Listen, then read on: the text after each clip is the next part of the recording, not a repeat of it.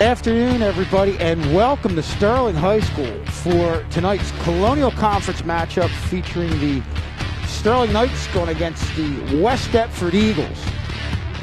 And here you look at our Colonial Patriots standings. You see Audubon at the top, Gloucester second, followed by Haddon Heights, Haddon Township, Lindewald, and Sterling rounding out the pack.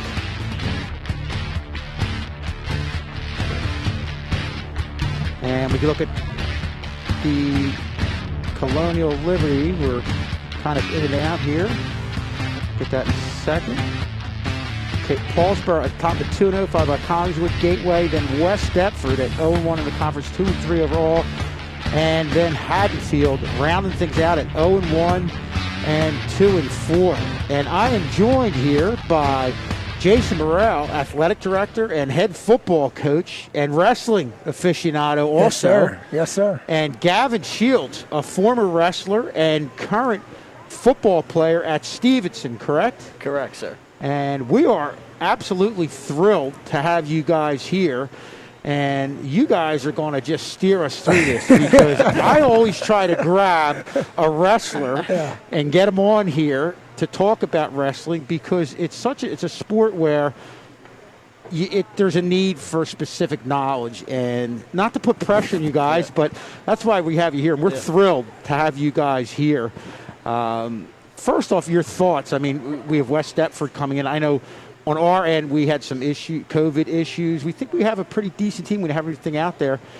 Give us your thoughts about this West Deptford squad so far, whoever wants to go first. Well, Kev, first of all, thank you so much for having us. This is amazing. Pleasure. I mean, the one silver lining of the COVID era has been this live stream. Sterling's always been at the top of the heap when it comes to being at the forefront of things like this and offering this to the community, and to have the opportunity to come over here and be a part of this. I mean, it's been really, really amazing. And a shout out to yourself and Tad for doing what you guys do and inviting us over.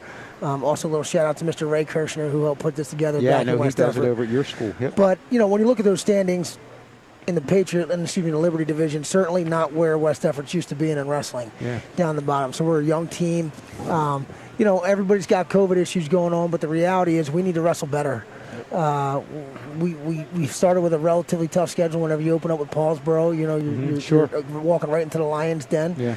But the reality is our wrestling team needs to start putting a product on the mat that West Deptford Township is used to and proud of. And until we start doing that, then we're going to find ourselves at the bottom of the heap where we're at right now, right, Gav? Yep, you're absolutely correct, Coach Morrell. And I had the opportunity to talk to Coach James Shields, who is my brother. And, he always has to make that point, like people don't know. Yeah, and I just found that out. They look exactly like they act. Man. I was able to talk to him after the Paulsboro match last week, and one of the things he told me is that you just can't let up bonus points. And for those viewers who don't know what bonus points are, it's those points which is a major, a tech, or a pin, which gives up 4, 5, or 6 points. And that's just a big point, big emphasis on James. And one of the key things he told me is that we need to be tougher. And you walked into that Paulsboro match, he thought he had a chance, and when unfortunately he got blown out. And with these young kids who are dealing with so much adversity right now, I think a big emphasis is dealing with that adversity and becoming more tough. And, you know, as I graduated 2 years ago, we had a really tough team, and it's kind of downsloped since then. I think with the same coaches, this emphasis on being tough, getting on the mat, getting a little bit bloody, and it's going to be a big emphasis tonight, trying to find your balance here in this season, as it's still early. And I'll tell you what, Kev, even though this is an inter-division matchup with Patriot versus Liberty, there are implications for both teams. Like, both teams are trying to get going. Yeah. A year ago, Sterling came into the nest in West Deptford, and it was a barn burner. 43-30, and it was not comfortable. And Sterling is getting much better. I think Coach O'Donnell does a great job. His kids are always fighters and scrappy and tough and are going to take you the distance. And so I think tonight is going to be a war. Maybe contrary to popular belief, but you know, Sterling, you guys had 5 champions at the Clipper Classic down in Clayton, and that's a tough tournament. So needless to say, I think West Deptford expects a war tonight. I would anticipate a great match. And it's one of the reasons and things I want to touch on is the fact that 2 sports that we have here between you guys were obviously Jason, head coach of the football team, and Gavin, you played football, you wrestled, that they really are 2 sports that feed off each other. And I get a feeling that talking to a lot of football coaches, they like football kids that wrestle. Talk a little bit about that, Jason, and then Gavin, you can add in your points as a player. Well, I'll never forget my first year as athletic director in 2013. We had Gerald Owens, who was a fullback and a heavyweight for us, who went to Michigan State, and Pat Narduzzi, who's now the head coach at University of Pitt, was the DC at Michigan State. And Coach Narduzzi came in after they had already offered Gerald, and he had accepted. He came to check up on him, and literally spent 2 hours. And our weight room is probably, our wrestling room is the hottest wrestling room in the state of New Jersey. And he sat in that wrestling room for 2 hours simply to gauge G's toughness. Wow. And athleticism. How is he the same guy on the wrestling mat that he's on the football field? So, as you alluded to, Kev, there's a direct correlation between these sports. Football coaches love wrestlers, and wrestling coaches love football players. I think you nailed it on the head there, Coach Brown. One of the biggest things with both sports is mental toughness. I think both kind of feed off each other, and when you're in that hot wrestling room, as Coach Morrell alluded to, you really kind of find out who you are. You find out what you're made of and what breaks you and what doesn't break you. I think what wrestling does and what it's great for is finding out, where you can put your hands, and it's a big thing in football as well, and really helps with your tackle form, with tackling, as I am middle linebacker, and being able to know how to double leg somebody has really helped me with correct form and fitting up on somebody in the hole. And I always point to, I think, with wrestling, as well as football, leverage and how you get your legs involved. Talk a little bit about that and how that's helped you out. Yeah. And Coach James Shields does a great job with the lifting program for West Deptford. And I remember clear as day, every single day, we would do deadlifts. And deadlifts is one of the biggest lifts you can do for wrestling, as it incorporates your back and your legs and that lifting motion, as you just said. And it's really crucial to wrestling, especially with takedowns, picking a man back up, bringing him to the mat. And those two kind of just come together. There's no lie. There's no secret that there's a correlation between the two sports. When you look at the really good wrestling teams, they generally have a good football program in that school and vice versa. You guys, Paulsboro, obviously. Yep. So. The Silver Knights. As a reminder, there will be no tolerance for any negative behavior such as taunting. Okay. I'll tell you what, I am so amazed every time I walk in this gym. This is a tough environment. You got the spotlights running down the middle, cameras all over the place. This is big time right here. I got to believe that the Sterling student athletes cannot get enough of this gym. Well, I think one thing the coach wants to do is try to do is establish a culture, which I always felt like you guys definitely have the culture of toughness, never giving up, and just the kind of alluding to what you said you guys need to do this year to get back to what your standard is. That's good.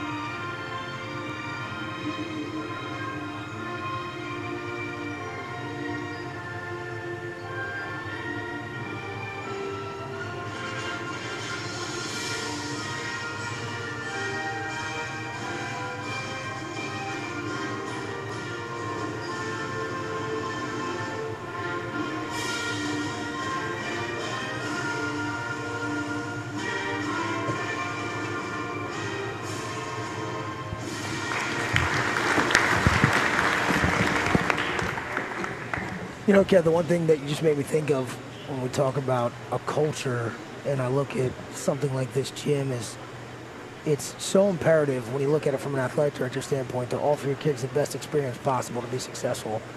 And I think that things like a gym, a facility like this, and offering your kids a first-class environment is so critical to the high school experience. And it lends itself to taking pride in what you do. And I think you have two programs right now that both have a lot of pride. And I think that's going to certainly play a part in getting those tough points tonight. That's why I think it's going to be a great match. Because when you got two programs of pride, every point's going to be a war.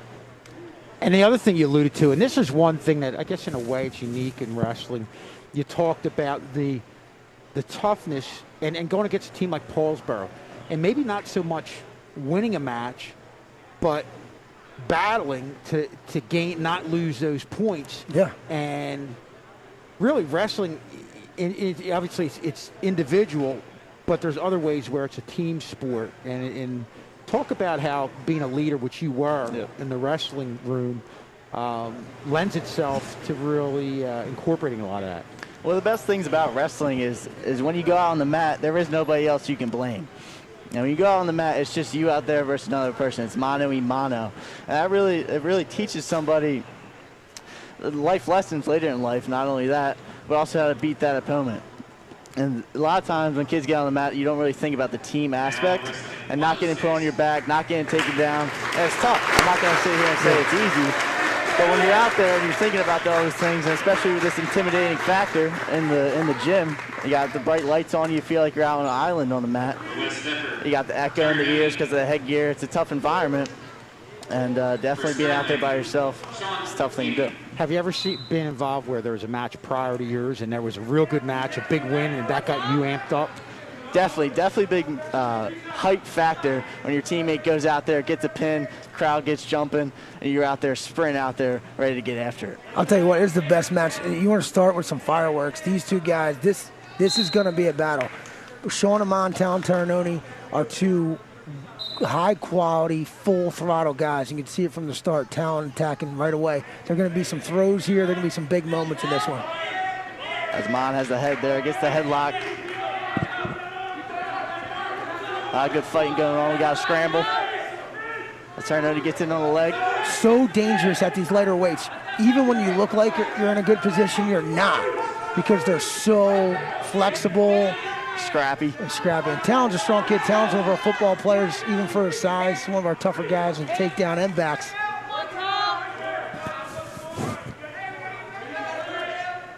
Sean Amon, 7-1, coming off of a Clipper Classic championship at 106, a junior against Talon Taranoni, a sophomore.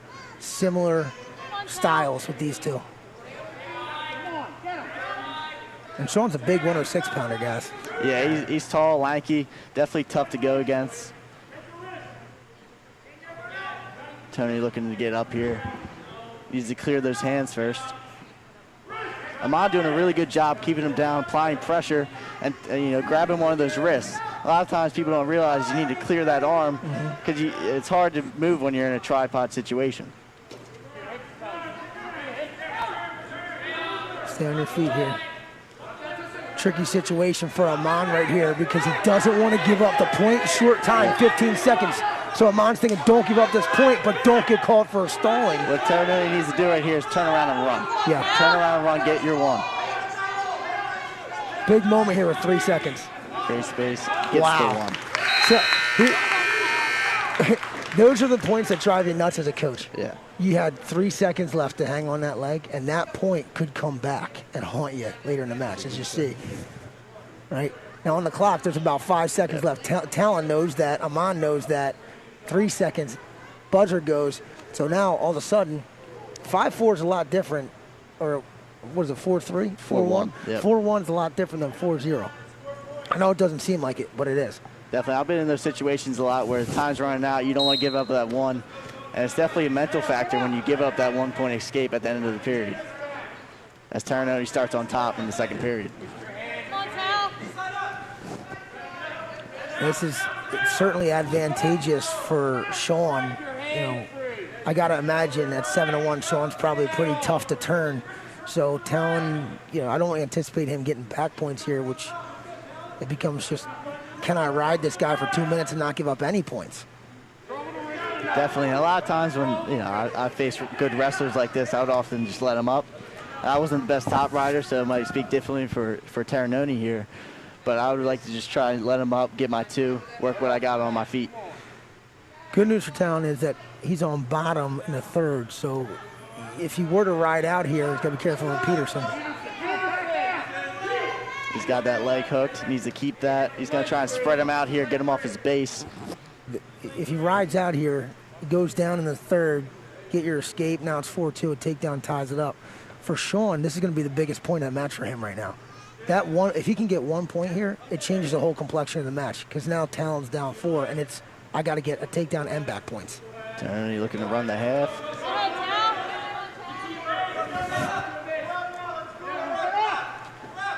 Got a little bit too high there.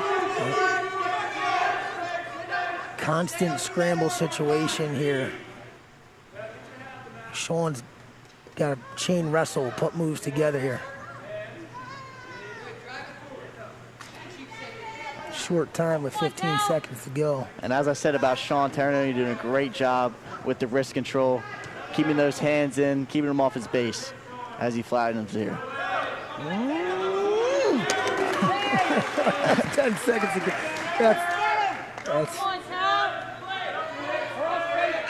That was quick. That was quick reversal right there. That is, as we see right here on the replay, back-breaking emotionally and mentally for Ternoney. You just rode for 1 minute and 50 seconds. You're about to go into this thing in the third period with a shot to escape and take down, and Sean Amon switches him up. Right back to it, though. Good stand-up. Gotta cut him. He's got a kick. As he turns into him. You trying to get 2 here, Gav, or you trying to get your 1? I'm trying to get 1. His Ternoney goes for 2. Careful on the edge of the mat.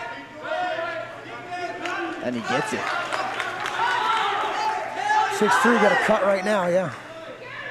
And the reason you got to cut is because you're not going to turn him and get back points. The only way you're getting points on Sean Amon is takedowns. Great outside single.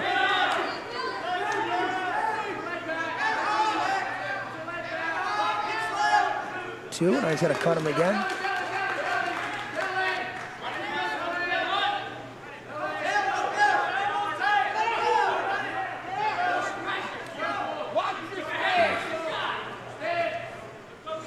Seven, 4, as I said, 10-3.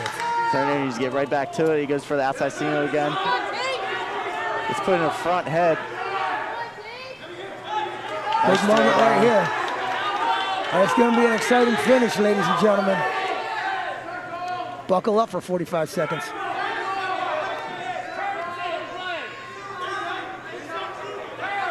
Sean wants a stalemate right now. He would have switched with 10 seconds to go. So Talon needs to be, there it is again. Talon needs to be on his game right here. Right now, Sean Amon is about to give you the best 27.6 seconds that he's got in him. And Kev, when we talked about culture and we talked about toughness, we talked about all those things before the match, welcome. This is it. This is absolutely. Boy, what a match. Boy, if this is any indication of what the whole match is going to be with this first one, this is going to be a good one. 2 similar styles, a junior and a sophomore that know exactly what they're doing. I mean, I think the moment of the match right now is Sean Amon getting that quick switch with 10 seconds to go in the second period.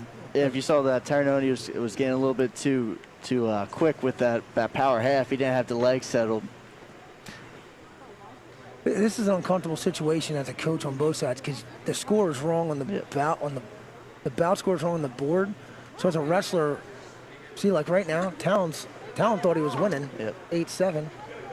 He's actually losing 8-7, and Sean is down. So, yes, right now I know. Maybe the people at the scores table don't think it's that big of a deal. They're probably stressing out right now. But Talon's thinking like, there are 15 million different scenarios that could play out right now. Man. So let's play them out, Gav. I'm down 8-7, 27 to go. I got to cut him loose. Cut him loose. You got 30 seconds to tie it. Yep.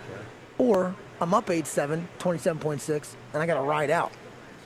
And another factor you got to think about is this breathing period that you have right now. You're so right. This breathing period you have right now, both wrestlers, as it applies to both of them are getting a nice breath right now. I'm surprised no one has brought some water out to them yet, because that was always a big thing of mine during the bloody nose break.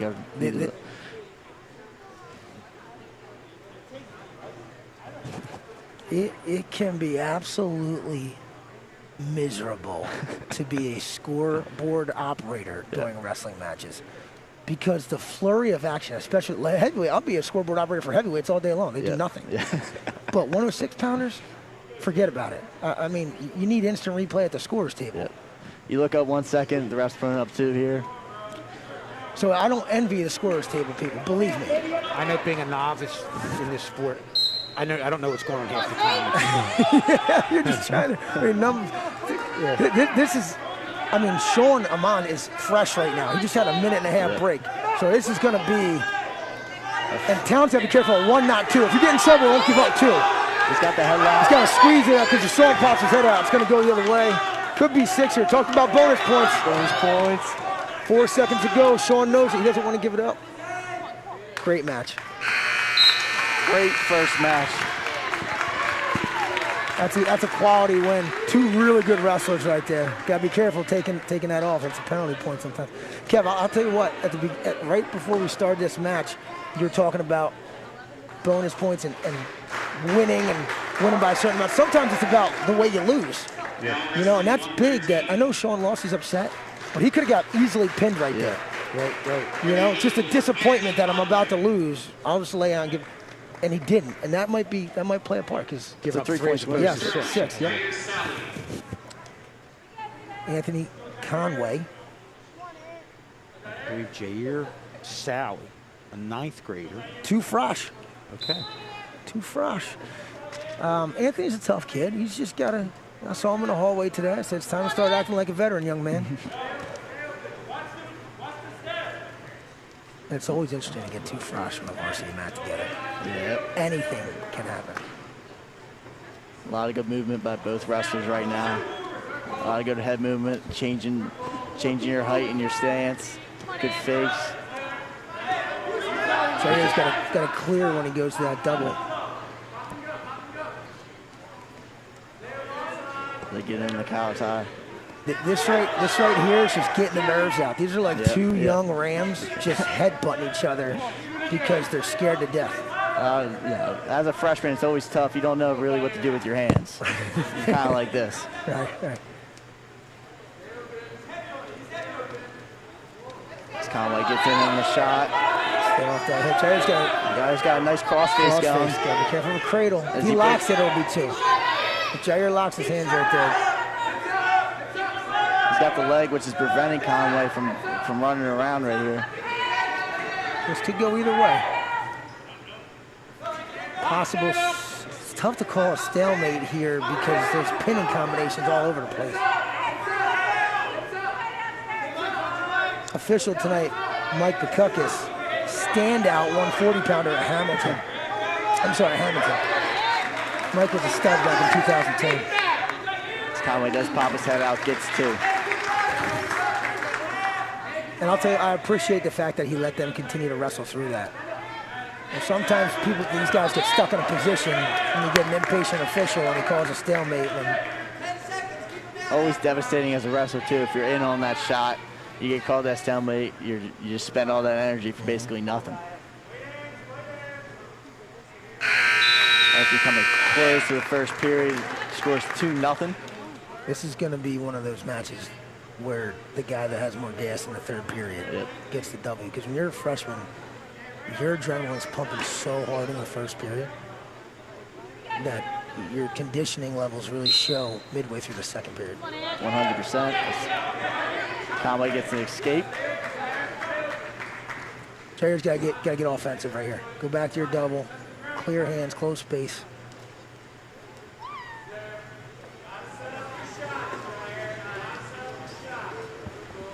Three nothing. He needs the takedown here. Goes in for the shot. Gets stuffed. Conway goes. Jair working to cut the corner here. He's got a limp arm out. Conway's got a wizard going. Both wrestlers are hip to hip right now. Yep. So Conway knows he wants to Jair wants to limp arm out, so he's clamping down on that too.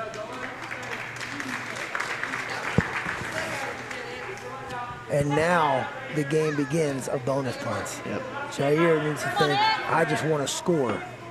And Anthony Conway needs to think, I want to get this to an 8-point lead so we can get 4 points for our team. And when you watch the college levels, that's what it's all about. How many points can I score to extend my team's lead?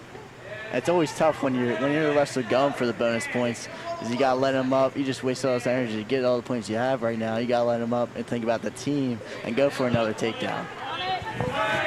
Well, it's definitely better scored points here, because coming up, when you get to 132, 38, Sterling's got some hammers just sitting in this lineup, and I'm very impressed with Sterling's guys up top. They're big guys. Jeremiah Davis, who you know. I do. You wrestled him when he was a sophomore. Yep. When you were a senior. I was a senior, tough match. And I'm a big Jameer Richardson fan from football, so I'm excited to see the big guys. And Jameer's learning a lot about wrestling right now. It obviously has the strength, the physicality, and he's learning each match and getting better and better. Well, Jameer is a veteran athlete, and he played varsity football for 4 years, so he's no stranger to big moments, and I'm excited to see him on a wrestling mat. As you come into the third period, Jair took neutral. What does that tell you? Like, if you were coaching for West Deptford and he's down 5-0 and he takes neutral, what does that say? Tells you that he's going to try a big move here. Yeah, he's got something. Yep. Good go behind. Good snap down, good go behind. As he goes in for the turn here, he's got a deep half. Jair doing a good job fighting that off, clamping that left elbow down. I don't ever remember seeing a Sterling wrestler that didn't fight hard.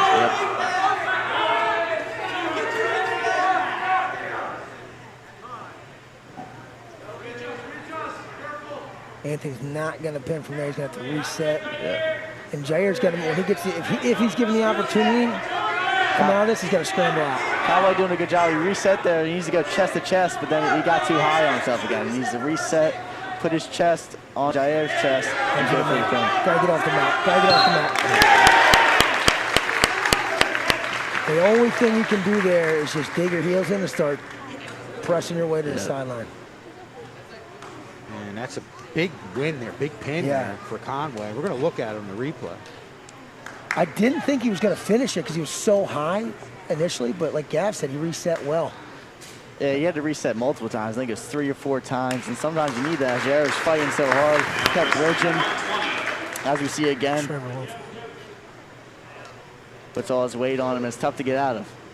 And we are going to forfeit at 120, where West Deptford will extend the lead. Junior Trevor Lundfeld. Nothing.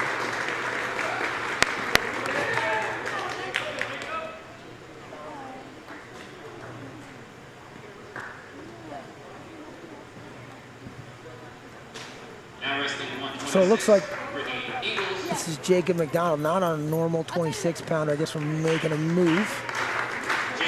Normal 26-pounder, senior Mikey Amarello, our best wrestler. Yeah. But it looks like this Kevin Stubbs. So we did a forfeit at 126. Now we're at 132. Yeah, match of the night. Match of the night right here, guys.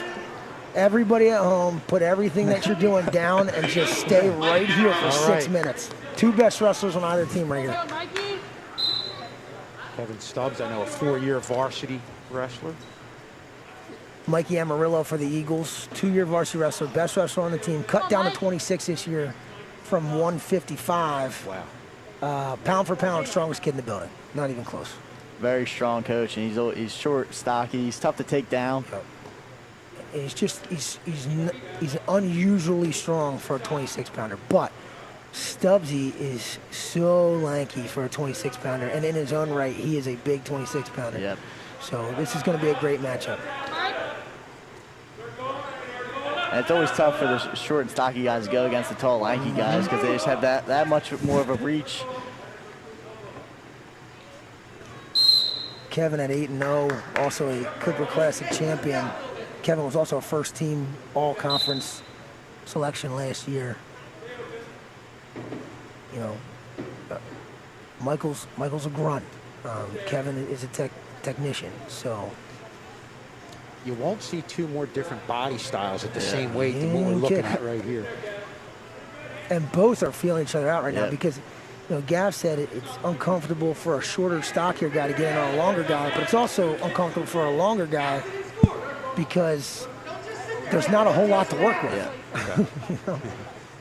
And at times when you get, I've been in this situation when you got the two best wrestlers on the team out on the mat, you got to feel each other out the first period. That's why he gets in on a nice outside single. Head pressure. Ooh, quick two right there. Quick two. All right, short time right. This will be huge. Michael cannot give up points here. Cannot give up points here, or it will come back to haunt him. And Kevin's got to score. That's why he goes for the quick cheap tilt right here on the mat return. And right there, you saw you saw Mikey's strength right here. You know, Kevin is a strong, long athlete, and really good job by Michael right there. Transition from a single to a double leg, getting his head outside and getting the lift. Oh boy. And starts reaching around, gets the headlock, almost got it. How many people have you seen be able to do this right here? Who can reach back over the top? I tell you what, Michael's heart skipped a beat at that moment right there. It's a tough one. That is uncommon. You know what's coming now, though. Yep. Don't hang your head. And that's tough because Mikey's so compact that you got to keep your head buried right in the middle of Kevin's back so he can't get to you. Good mat return by Michael. Stubbs right back up. That's what we call a cat drill.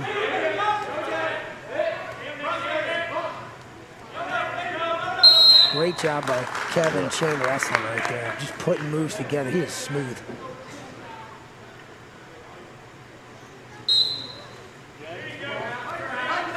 And he doesn't have, it's not a real explosive stand-up. It's just kind of a methodical, strong. He gets his chest up high. And it's tough on top of Michael because he is a shorter body.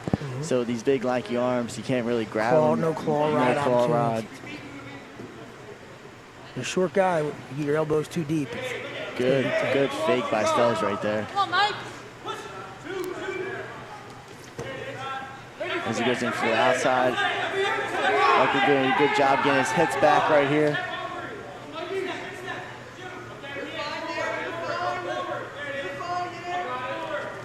But Michael. Sit him to the mat. Yeah, that's two. Michael looking for a stalemate here. It's a tough spot to be in. He's not gonna get that. He slips him over.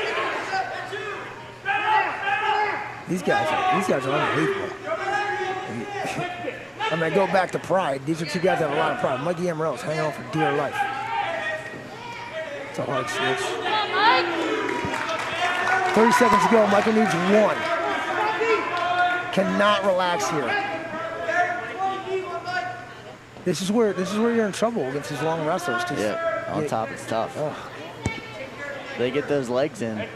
As you see on Michael's right leg right there. It's tough to get out of. 10 seconds. 10 seconds. Kevin needs to hang. Can't give up points. Mikey needs to get one and give up the two. He needs to run away right here. Run away and get one. Run away and get one.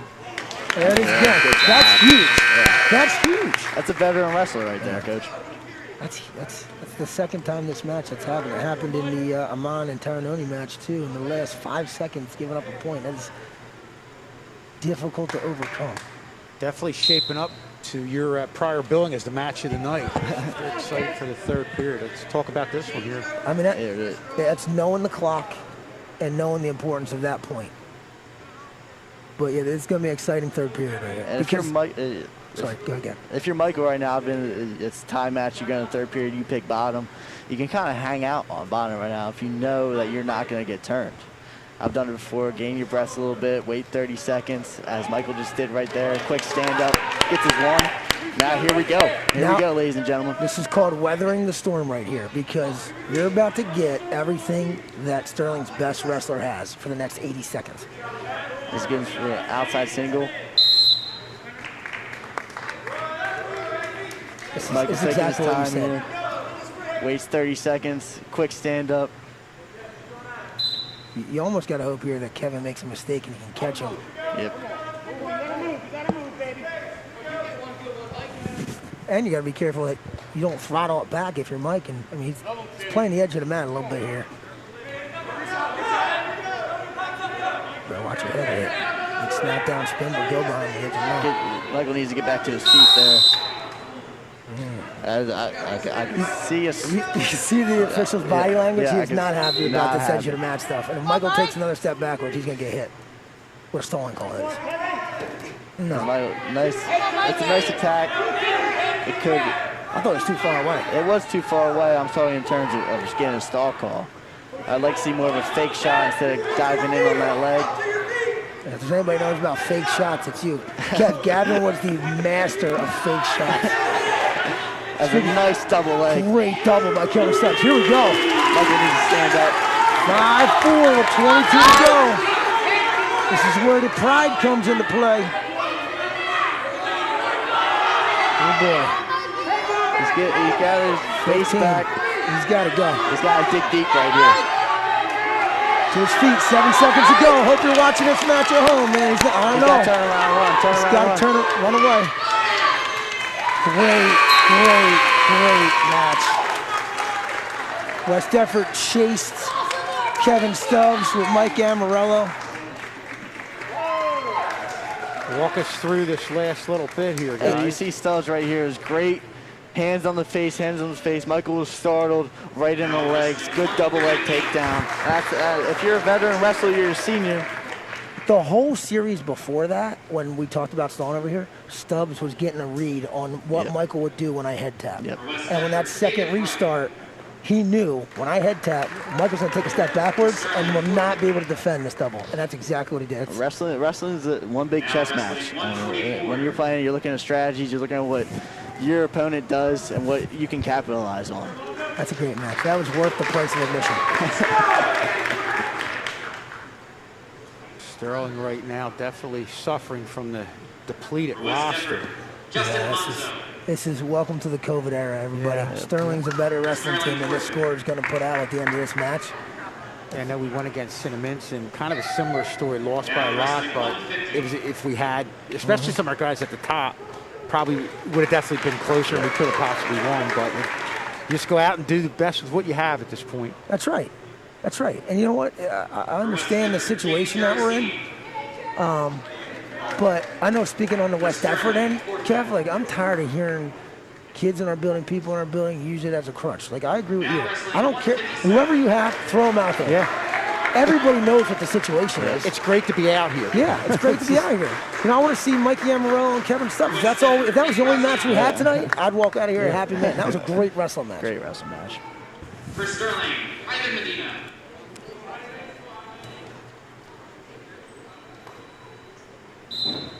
Is this Medina? Ivan Medina. We're at 157 now. Medina, another Clipper Classic tournament champion. They really started strong.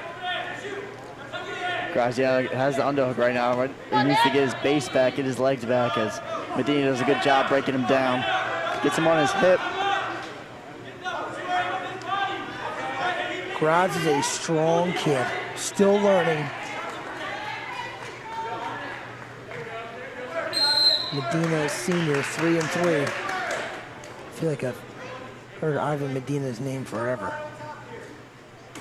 A lot of these seniors were in the lineup 4 years ago as freshmen.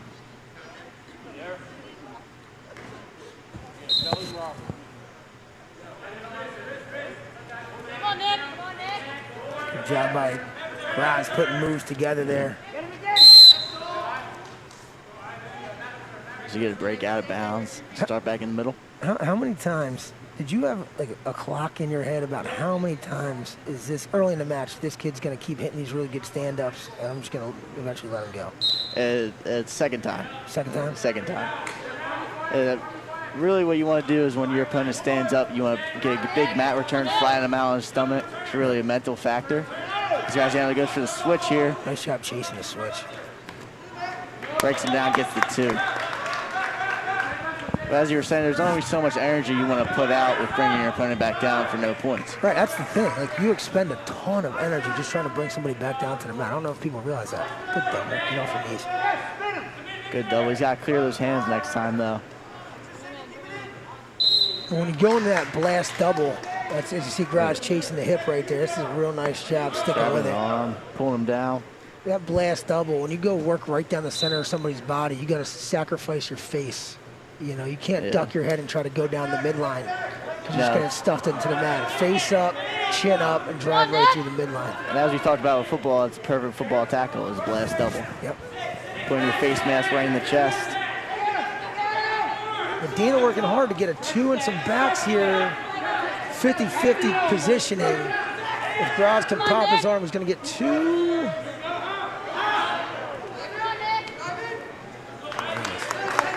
Good job by Graziano sticking with it. Short time, gets his 2. A lot of scoring going on here in the first period. This is a tough spot, as you see here in the replay.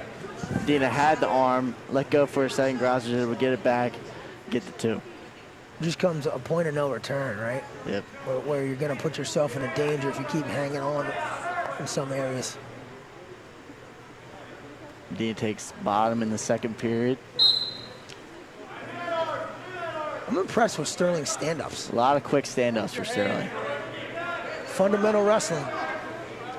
Kev, my youngest daughter's 5 years old. She just started wrestling. We make her do 18 stand-ups a night. Fundamentals. And fundamentals. we had our first female. I don't know if it was our first. We had one a couple years ago. This year, wrestled one of the lower weights. Obviously, I don't think she's wrestling tonight, but was a JV wrestler, wrestled in a varsity match, and it's great to see. Yeah, definitely females awesome to see. And It's exploding. And female it's really wrestling is exciting. exploding. If you look at the Kingsway female squad, I think they have 30 to 40 women on that team. Really? Wow. Yeah, Yeah. they're mean. They're big. Big team. We had our first ever varsity win for a female this year, Jaden Bennett, at a Pensacola girls tournament. So it's just it's special to watch it and be a part of it. Yeah.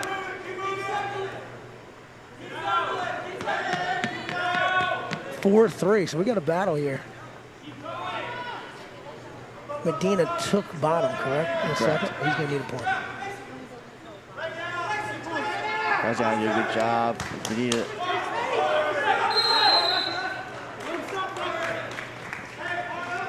As you see this escape right here, Graziano doing a good job just letting it go and getting it away as he almost let up 2 right here. Gets out of bounds, fresh start. We're back in neutral, tied match. Oh, for the super duck duck. Went to under. the super duck, got caught. Caught in a headlock.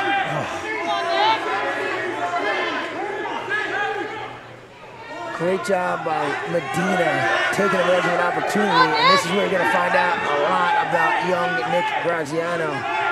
35 seconds left, which feels like an eternity when you're sitting in the next spot. Yeah, tough spot for Graziano right now. It feels like your neck is being turned all the way around. Great Good job fight getting his there. hips to the mat.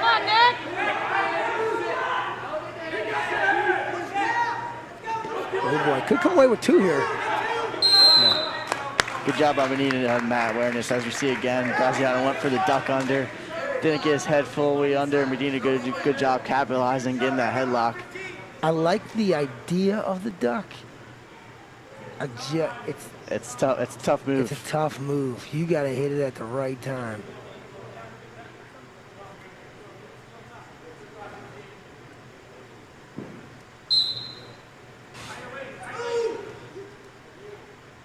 Coach Nick Iraldi, head coach of West Deptford Wrestling, getting after Graz for no movement on the whistle. That's one thing that he prides himself in coaching our kids is on the whistle, you got to go. We coached Jeff Bueller, the JV coach, filling in for Coach Willard O'Donnell for a couple matches here. Certainly, it's been pretty amazing. I think that just like your players and in athletics this year have had to kind of be next person up because we don't know who's going to be out. The coaching staff's been in the same boat. We've had a couple instances where with basketball we had it, and just got to, as you said, you just got to keep rolling and keep going. Yeah. This is a tough spot for Graziano right now. And this is a make or break moment in the match. As he just got turned around, got put on his back, 5-point move. It's really it hurts your mindset going into the third period as of what you're going to do. But you could break your opponent right now of Medina by coming back at him as Medina thinks he hasn't beat. He thinks he hasn't beat. He's up by 5 points. And I'm sorry, I'm sure wrestling on the bottom, you really get gassed very quickly. in this third period. Getting out of bottom is the easiest and hardest thing in wrestling to do. I love how Nick put moves together. He's got to clean up a little bit. Medina's hurting. You know, he's kind of in hang-on mode a little bit, but you got to be careful here. You never know when you got a wolf in sheep's clothing. There it is. Like, get rid of the high cross, get rid of the duck unders. Yeah. Go back to your straight doubles, Nick Graziano. Put your face right down his center and make him defend that. That's not easy to defend because he's going to catch you. As soon as you leave your elbows out like that, and Ivan Medina is going to put you to your back, and you cannot afford another 5-point move with a minute to go down 3. And here we go. Graziano needs a takedown, let up, and another takedown.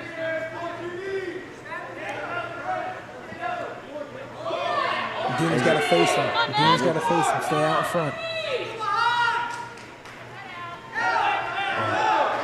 Good ankle pick by Graziano.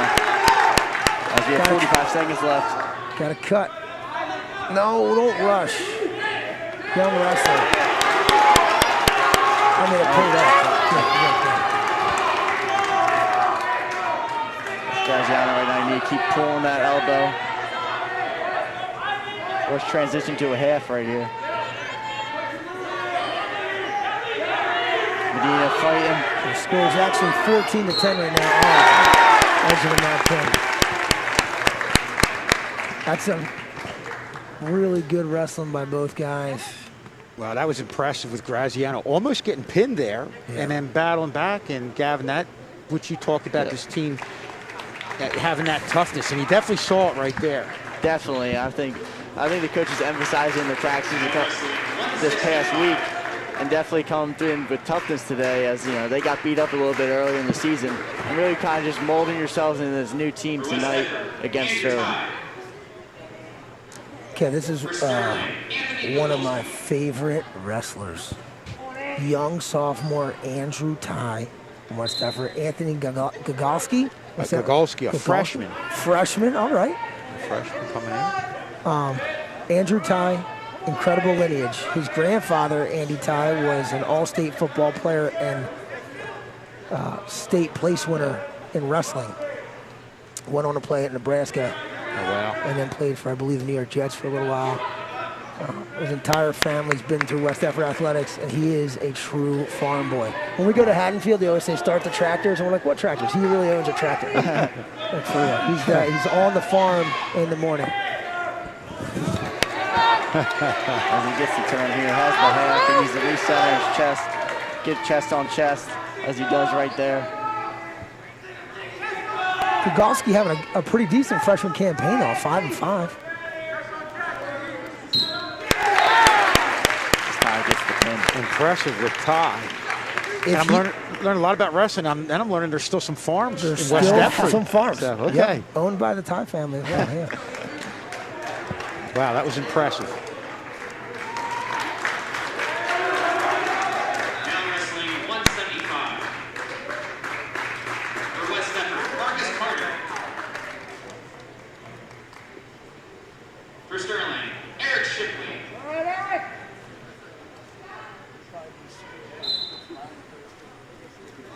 Come on, Marcus.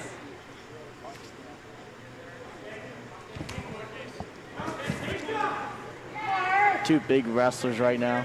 This is a big-time match. Eric Shipley is one of my favorite Sterling athletes. We've competed against him for a long time in football. He's a guard and linebacker for them, and always super tough, no quit, lots of fight, and you always know where he's at on the film because he's just a high-energy guy. Come on, Marcus. Good throw by Carter right there. Marcus just got incredible strength. That's one of those moves. As Shipley running for the takedown, left his arm a little bit too high. Carter taking advantage, getting on the hook, throwing him by. And Shipley's doing a good job fighting. Carter looking to get the pin here. This would be a big win for Marcus if he gets this pin. Shipley is a good wrestler.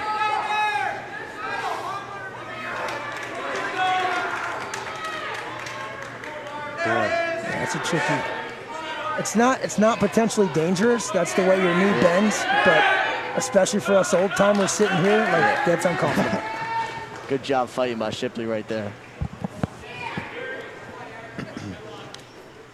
I'll tell you what, this is why I really like Eric, because he was just put to his back right there, and a lot of guys would have given up. He's right back on the attack. Yeah.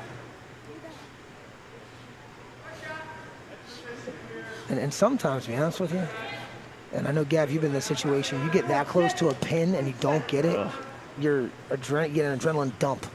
And trying to pin someone's no easy feat. As Carter goes for the lat drop there. Marcus really putting on a display here. A lot of big moves. Love to see it. Only a sophomore. Marcus's older brother, Jason Carter, was a standout wrestler for us 5 years ago, I believe. Might be 6 now. As he wrestled with my other older brother, Cameron Shields. Definitely a fun wrestler to watch as we see Marcus here tonight. Putting a lot of big moves together. As your score is 10-1 going in the second period. Weight classes have changed. This is probably one of the more exciting weight classes in the state, because this is where you get the bigger guys that are still really good athletes.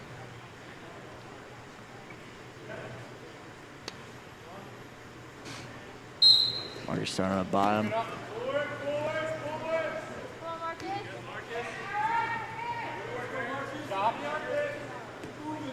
Needs to put moves together here. Shipley gets a nice tight waist going.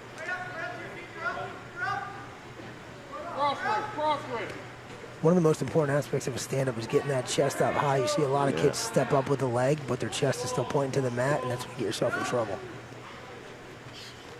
Definitely Shipley doing a good job keeping Carter off balance, keeping him moving, and every time Carter tries to pick that hand up, he's breaking him right back down. This is an example of that right here. He needs to get his chest up. He gets his, that's what happens when you keep your Shipley chest on the caught. mat. Shipley gets the cradle. That's what happens when you keep your chest on the mat.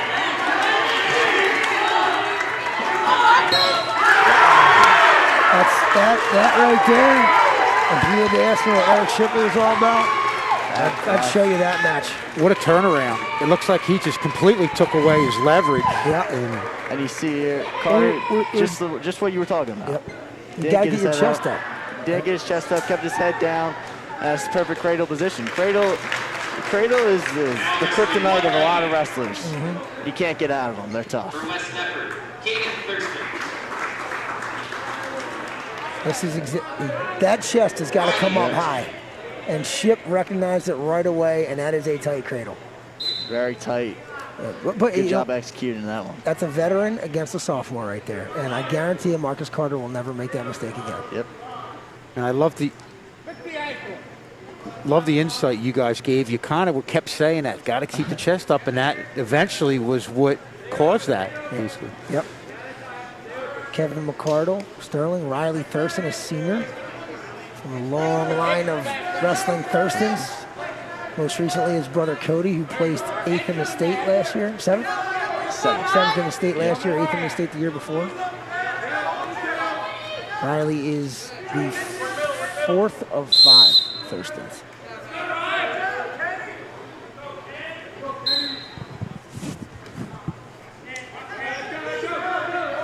Riley keeping his head down, gets caught in the front head position. McCarter looking to break him down and get that mixer going as he has that. Oh, Riley did a good job getting his head out of there. Yeah, Kevin had a front headlock right there. One of the things with the front headlock is when you want to bounce their forehead off the mat, you really got to throw your hips back.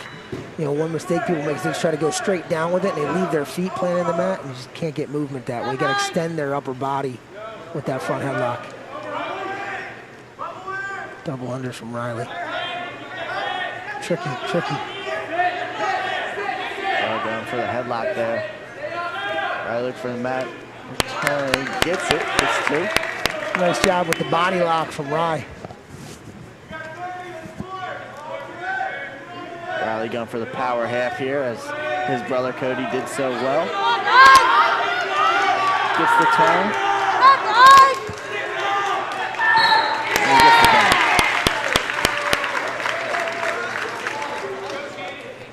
That was a good job by Riley right there. Right when he got on top, putting the power half in, getting the turn.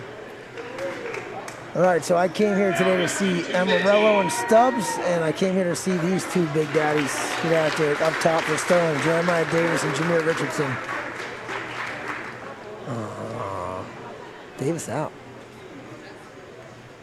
And this is our match at 2:15. Yeah. Cruiser is a first-year wrestler for us. He's also a captain of the football team this year, senior tackle and defensive end. Davis, a tough wrestler. My senior year, I wrestled him as we stayed before. I remember going out there thinking it was going to be an easy match. I think I won by 2 points. Got me out of breath. Strong. Sneaky strong. Good double. Nice. You give him 2? No. Did not give him 2, but that was nice on the head, right to the double leg. You know what I like that Jeremiah did right there is he chased it. You know, he didn't just hang on his knees. He ran after it. And just didn't have control to finish to get to 2. Or you get stuck in a collar tie.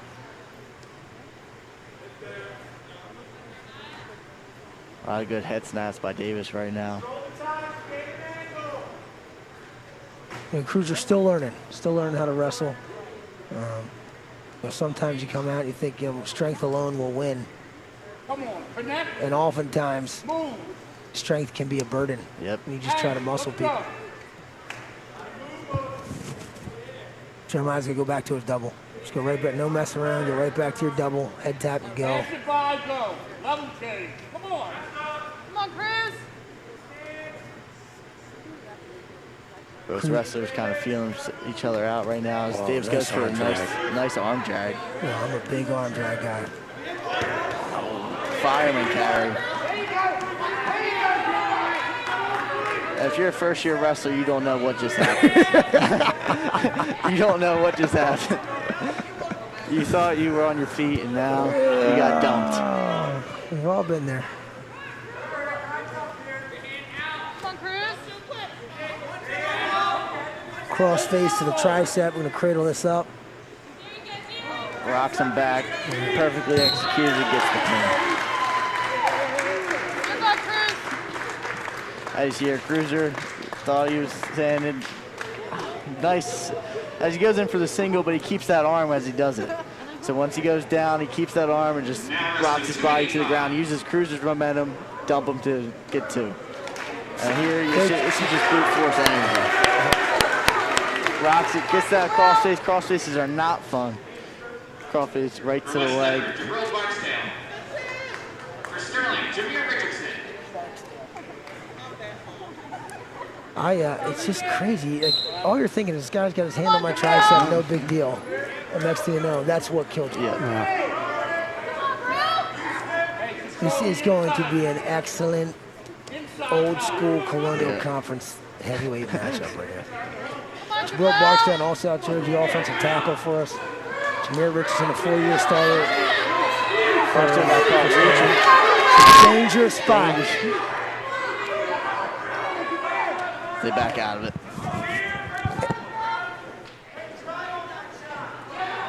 And we will have a post-game show to follow. One wrestler from each team we'll have on here.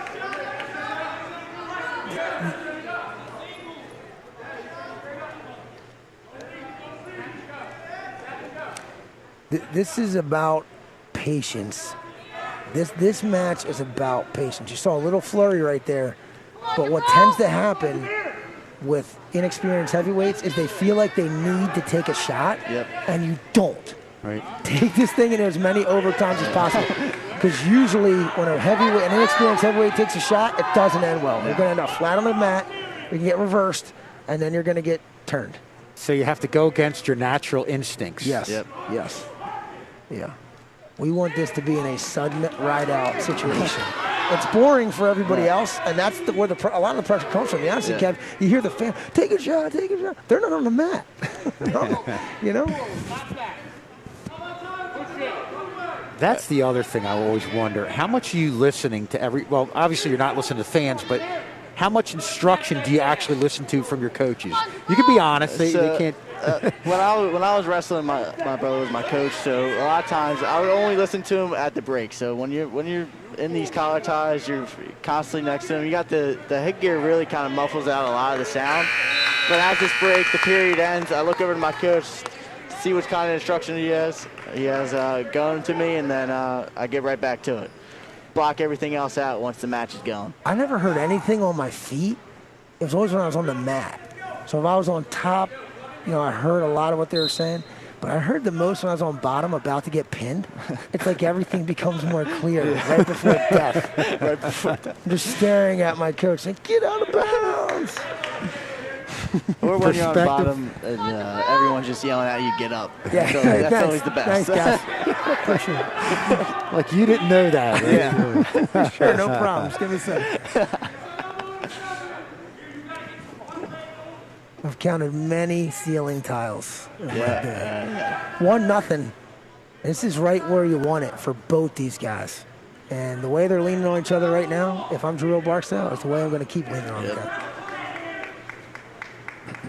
Now, Gavin, what weight did you wrestle your senior year? I wrestled 182 my junior and senior year. Okay. And so, Jason, I'm sorry. Nope, I was a 215-pounder. Okay. During my high school days. Super heavyweight during my youth wrestling days. Okay. lost the baby fat there.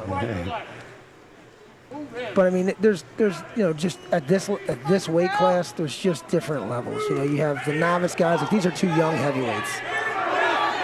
Big takedown the match, and Jabril's got to go right now. Do not hang. And Kevin, you talked about this earlier. Clearly, Jameer has learned an awful lot about wrestling in a short period of time. He's showing he has athleticism right now. It's a bad spot to be in for Jabril. Look away. Clamp down on that right arm. Now he's got to go. Don't hang. Gets his base back. Needs to explode up.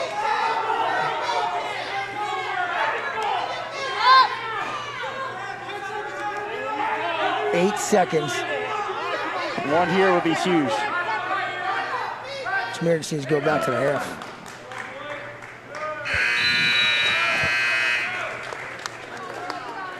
Just went in, snatched single, and got it. That's just a big case of Barksdale getting caught standing up. What I was saying earlier is that heavyweight, they're just different levels. So these are two novice guys.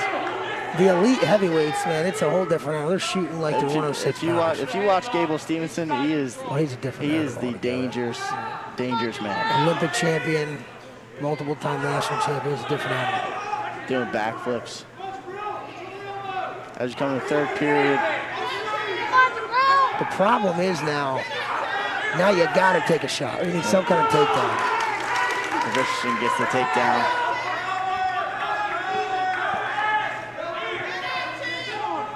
Jabril needs to take it the distance here. This is where you're working on not getting pinned. We talked about that earlier, about sometimes it's about the way that you lose if you're going to lose. This is where your pride kicks in. You say, I'm not giving him 6.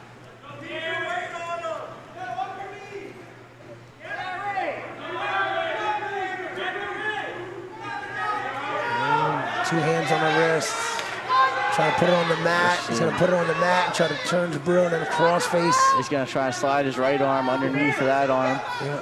The key on this is to get that fist to the mat. He wants to take Jabril's wrist and put it on the opposite side of his body, which will open up the shoulders right there. Richardson did a good job keeping his feet in balance. So I'll tell you what, it's a shame that Jameer started so late, because if he had started as a youngster, he'd be a very good wrestler.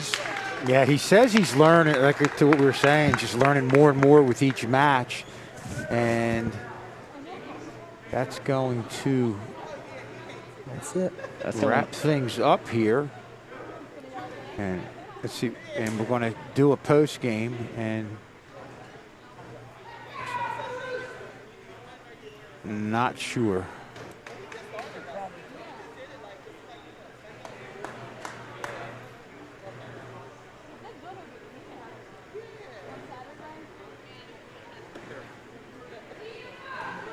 Okay, they're talking over I believe, whether they're going to do the JV match.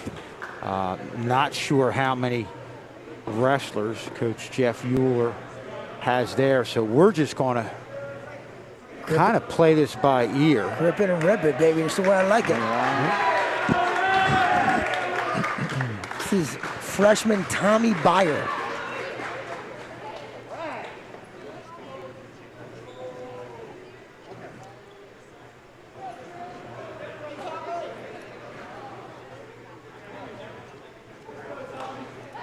Okay, this is Drew Kraus for Sterling and Tommy Byer. Tommy Byer for West Deptford. One of the hardest working young men in the building, Tommy Byer. Football player, wrestler, young dude. He's got to watch his head right here. As the headlock. Classic heavyweight action. Kraus gets the headlock. He doesn't have the arm, though. And you see with that headlock right there, he's only got the head. Getting back points right now. Byer doing a good job fighting, keeping those hips to the mat. So I just don't know. He needs more than tricep. Oh, there. Careful. There's an instinct for Tommy to roll through right here, but if you do, you're going to get stuck on your back. There you go. Tommy will pop his head and get two here.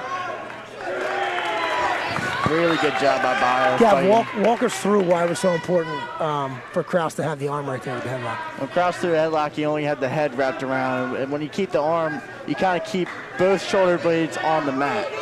And you can kind of lean your body back into it and try and get that pin. But since he didn't have the arm, Byer was able to wrap his arm and really kind of wiggle it out and get back to his base.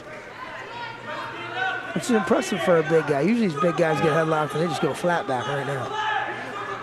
Tommy trying to throw hips on the wrong side. He's got to jump sides. He's got to get his the old full Nelson. There you go.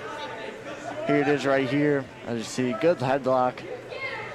Gets his hips into it, but Kraus There's the did shoulder not keep blade that the you're arm. talking about. Yep. As we see right here, Byer's arm was free. Kev, where's your guy's telestrator at? Can we get the telestrator out here? Funny you should say that, because that was the toy that we were able to get last year. And I always said I wanted one, but with basketball, we're so into watching the game that it took a little practice knowing when to come in with it, and then, of course, with basketball, then there's the next play coming up. But yeah, you guys, it would probably work well for you guys here. We'll keep that in mind for the next time. In honor of the late John Madden, a little telestrator action would have been nice right there.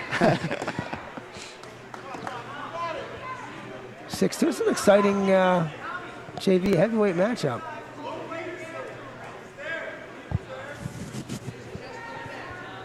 And Drew Kraus's dad is a longtime teacher and coach over at Haddon Heights. He's their PA guy for basketball. So some lineage. Kids all went through here. Drew is the youngest. And Mr. K was saying he's a very good kicker for Sterling back in the mid-'80s. I think Mr. K even has some of those games cataloged as we're... The heyday of Sterling football. Yeah, heyday. Bringing it back there. Sterling Silver Knights had a really quality football season this year. It's going to get exciting. Yeah. A lot of energy coming from both wrestlers right now. I was going to say, they're moving around a little more than you see the bigger guys move around. That's because they're youngsters. They're like young puppies. They're just like big Labrador retrievers out there. Oh, low single. Low single. Tommy's got to get his hip off the mat. He's got to work hard to get that leg back. Yep, see if we can get a stalemate here. It'd be amazing if he doesn't give up two here.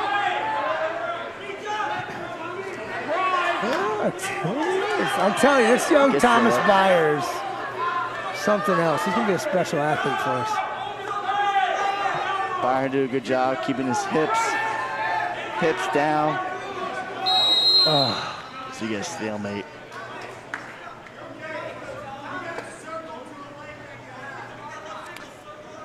So what a stalemate is when you get locked, two wrestlers locked into one position for an extended period of time where it looks like neither wrestler has a scoring opportunity, they're going to stop the match because they could hang out there all day.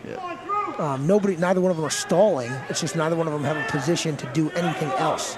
So it's kind of like in boxing when two boxers get too close together, kind of hanging out on each other. You need a break from the action. Kept the arm on that one. Kept the arm there, as you see.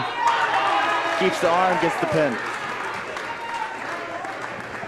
Lesson to all you big guys out there, don't let your head come up. Yeah. As you see here, another big toss. Coach Shields talks about it all the time, head and hands defense. It's so important in wrestling where you keep your head placement. Obviously, a lot of that's dictated by your stance, but if you pop your head up, that's what's going to happen to you. It was a good job by Krause right there, stepping in front with the headlock, getting his hips involved, big toss.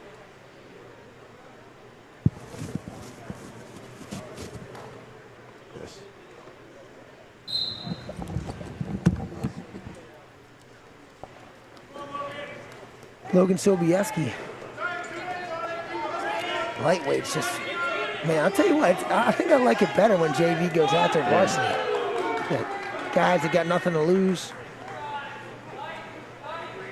Sterling's got that half in there, man. Quick takedown. Goes in for the cradle. Interesting, you've seen Sterling hit quite a few cradles tonight. Yep. Clearly something that's in their stable of fundamental moves. West Deptford, not so much, more of a half Nelson More of a half team. You always knew that as a wrestler coming in, your coach would talk to you before the match. As we get a reversal for West Deptford. Sobieski, good job getting out of the cradle, breaking those hands. That's the only way you can get out of cradle, if you tack the hands of the opponent, really stretching your legs out. Good mat return too. There it is, there's that half Nelson. And then this is Brandon Rebecca from Sterling. Both guys there's got that half. Sobieski gets the half in tight. Didn't keep the lost arm it. You got to cradle the head there. Oh, quick pin. Get back to the middle of the mat, son. You got to shake hands. Jiminy crickets. We're excited. Did not think he was going to finish this half. As you see, when he was turning, he kind of put his hand on the mat instead of sliding it underneath Rebecca's head. Did a nice job settling his hips back, though. Always one of the biggest things for putting in a half is you want your armpit to be in the face of the other wrestler, which is always not a fun experience for your wrestling partner in the practice room. This is one of my favorite guys. Andre English.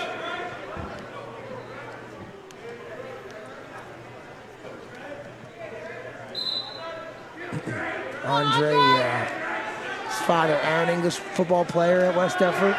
Uncle Preston English, football player at West Deptford. Aunt Nicole, current phys ed teacher, graduate West Deptford. And Andre's carrying on the... Oh, great man return. The energy level is just out of control. Another big... Oh, man. Gotta get those elbows in. With that second mat return, he kind of used all upper body instead of getting his legs involved. It's tough to bring someone down. As we Turn have into a little bit of an MMA match here. A lot of, as you see the turnaround here, we do these drills in practice every day. Good job by English. And then when we see the big mat return, gets his legs involved. Textbook. Gets the West Deptford bench excited. This is what it's all about. Oh, and responding, Sterling with his own two. Great cat drill, though, by Andre, standing right up. Clears the hands, gets his one. Who needs varsity wrestling? We got this. This is going to be one of those 35-34 matches when it's all over. That's a push. Andre's just too far away. Yep. Sterling got to be careful here of a full Nelson. Sometimes you fall into it accidentally.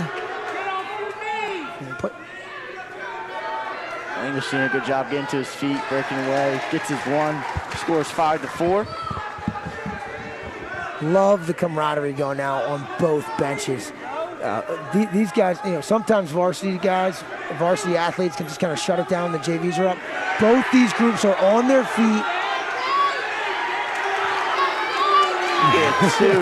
And the half. Got to be careful on the half. Potentially dangerous. Just sink another half right here. Sink a half.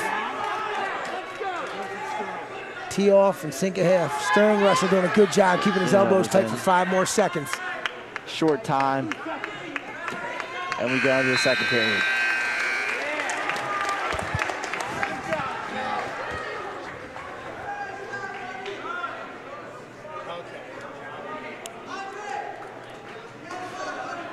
And John Beasley is also was the guitar player in Battle of the Bands. So nice. Multi-talented. We call that a renaissance. You took the word. I was trying to think of the word, but you came up with it. Good work by you. English degree paying off.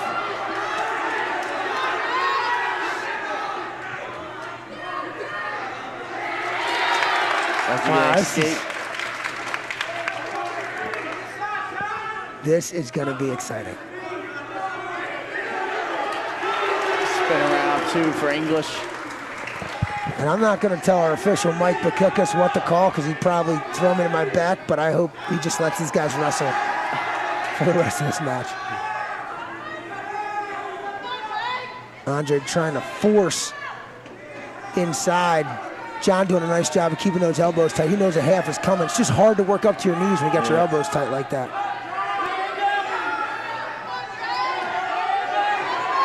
Let's get another mat return. Beasley doing a good job keeping his elbows in. The only thing with keeping your elbows in is a lot of times the refs will see that and call you for a stall call. I don't think we're getting a stall call in this match, Jeff. Yep. This is just a mat return clinic. The half sinks in. Great job by Beasley fighting that arm back inside.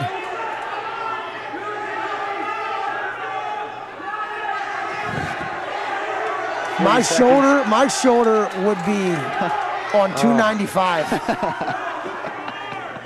That looks painful. It is unbelievable. Bees, man, he's got some flexibility. Let's see locked hands. Locked hands. English up 9-5 with 15 seconds to go. Beasley needs one more opportunity. Beasley doing a good job really fighting off that half. English has got to do a better job sinking it deeper and getting that full turn in. As we go into the third period, 9-5.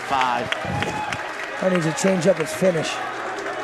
As we see another good sprawl, turn around, gets his 2. Beasley just needs to close the space. He's just too far away on that double. He's reaching, getting extended. The energy in this building is why we're so happy to be back in athletics. Snap down. Beasley goes in for another shot. English turn around, gets his 2. Gonna look for that half again. He needs a different finish. Oh no! Yeah, he gets called for a lot. So it is illegal to lock your hands together unless you have a pinning combination when your opponent has his knees or hands on the mat. You cannot lock your hands unless it's a cradle or some kind of pinning combination. And a lot of times what you want to do if you do have locked hands, just keep them locked. Right. Squeeze as tight as possible and wait for the ref to blow a whistle. You get 1 point against you, but you learn from it and move on. Because if you let it go, the official's going to let the match continue. Yep. You're going to get a point against you for locked hands, and you're going to give an escape point. English doing a really good job with these mat returns. That's that 545 Brandon Marty Fitness Center lifting for him. Definitely bringing the rest of the team to their feet. This is awesome, Kev, for both sides. All right, what's B's got in his back pocket? We got a headlock, we got a throw, double underhooks. What do you got? He's got to go big here. Down 4. Oh, good double. That's a good doubles. Good sprawl by English. getting extended. Grabbing the ankle, gets the turnaround too.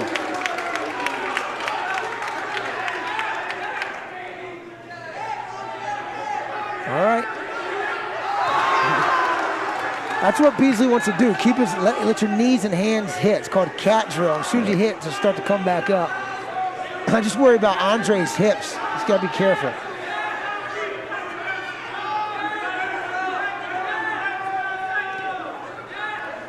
Right, 15 seconds. This has to be the last match of the night. I would never want to follow these guys.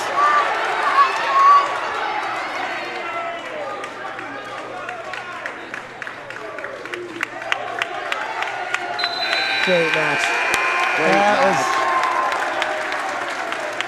That's what high school sports are all about, Wow. baby.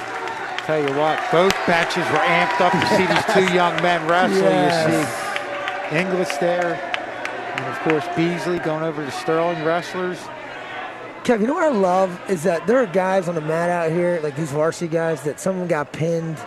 I look at Marcus Carter, who got turned and pinned late. Some of these guys from Sterling that were in battles tonight. And they don't care about what happened to them.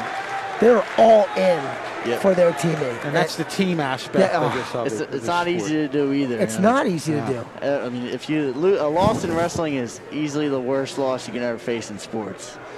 Just because the mental factor, you just got beat by another man, and it's tough to come back from. And be able to come back and support your teammates, definitely something special to see. Because you're probably sitting there questioning everything in your head that went on, but having the ability to refocus on what's in front of you for the team. I think I cried after a loss up until my 8th grade year. It was that serious. A loss is no fun. I remember a couple back locker room conversations between you and I after some tough losses. It's an emotional sport. So, anyway.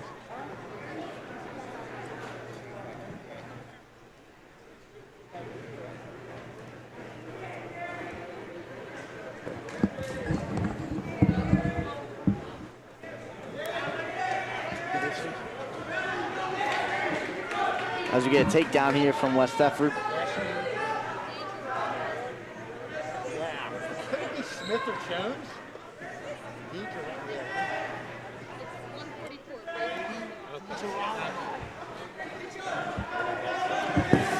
DiGirolamo gets the turn, get his back points. He needs to get his chest on chest, and he gets the pin. Great job by Brady.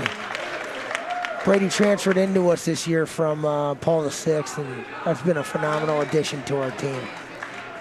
Okay. Yeah. I was looking for him.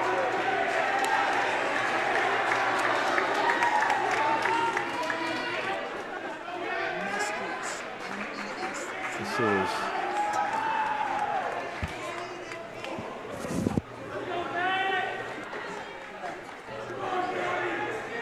Here we go. Gabi Mestres, young freshman. We have not had the opportunity to wrestle many JV matches this year at all, mostly due to COVID and losing some matches. So it's for a lot of these youngsters, it's their first opportunity to get on the mat in a live situation. And that's good because they're putting the work in and practice, and I guess that's where you see the excitement from a lot of the older guys. Exactly. Being able to get on the mat and actually wrestle another opponent other than your practice partner each day is it's exciting, and it's the reward you get. It's kind of like every Friday for a football team. Right. You spend all the hours on the field, all the hours practicing. Let me show you what I can do now. Yep. And Max coming out here. Max is a senior, very much involved in the ROTC program.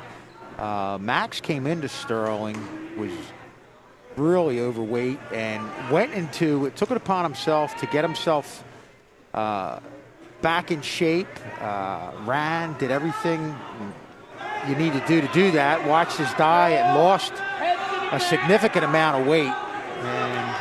And you talk about a guy on the team that just inspires everybody with what he's done in his journey. It's inspired a lot of people in the school. That's awesome. Isn't it amazing? You get some of these kids and they set their mind to something, and That's so special. Yeah. And you talk about the discipline that comes along with wrestling. Yeah. It's really an all-in or all-out type of sport. I can definitely see that, no doubt. Max on top. What's the power half here? Got to keep Gabi's hips covered. Power half, great finishing move. High percentage pinning move.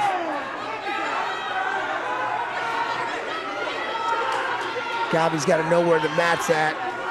He's doing a good job getting his arm underneath, beating out the clock. As you see, Max just needs to settle back on that a little bit and get chest to chest. Yep.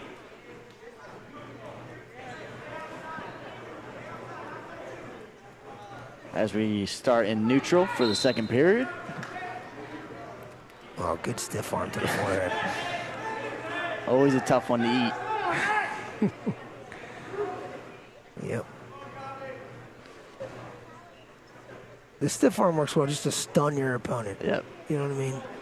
A lot of Which match times- did we see that in earlier? Was it Stubbs? It was Stubbs against Amarillo. Head tapping. He had a three-piece combo on Amarillo's face right into the double leg. For the win. For the win. A lot of times when you do face taps, it gets your opponent angry. So you like to, sometimes they keep stepping back as Amarillo did, but a lot of times if I got stiff arm in his face, I would go back at him and often lunge, get myself out of place, and prime opportunity for a takedown. Gabi with a nice little arm drag right there, just couldn't finish.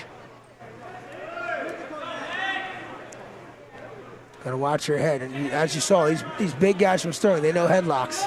Here, on cue, Max tries to hit it. If Gabi keeps his head up, I'm telling you, he's gonna get headlocked. It's that head and hands defense. Gabi wants to put his forehead either into Max's forehead, into Max's front delt, or right down the middle of his body.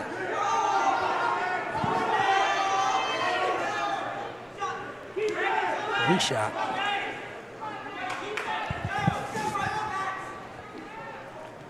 $30 to go.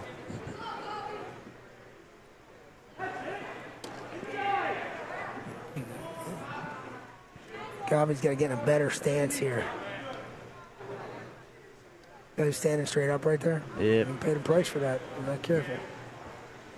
Dragging his feet too, crossing them at some times. Both guys kind of getting a little bit tired. This is an example, as we stated earlier. These guys haven't had a ton of opportunities to wrestle live like this, and you can't mimic the adrenaline that kicks in a live match in practice, no matter how long or how hard you go for it. There's no experience like it. I remember going to the bathroom at least 5 times before every match. That's how nervous I would get. Too much info.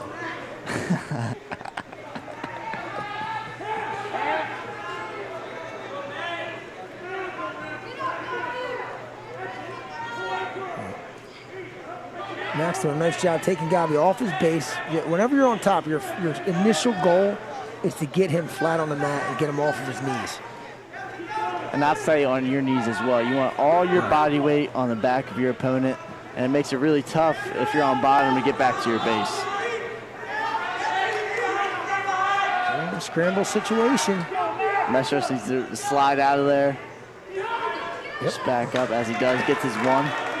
Now he's got to do some work. Down 4-1. Just getting a collar tie.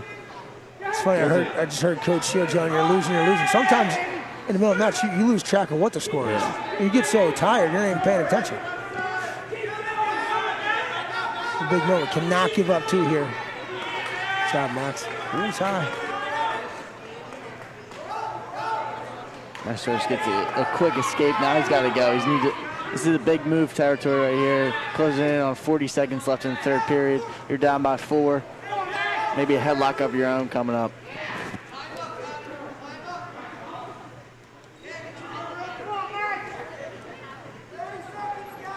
$30 seconds to go. Max doesn't have to do much. Just stay patient and stand in good stance. This is where your stance comes into play. Your stance and hand flank, keeping him away from you while circling. Just on his knees. Looking for a shot.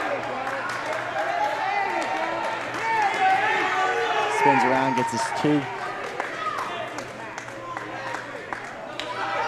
Nice match for Max Lopez. Good job. The Sterling bench very excited about that.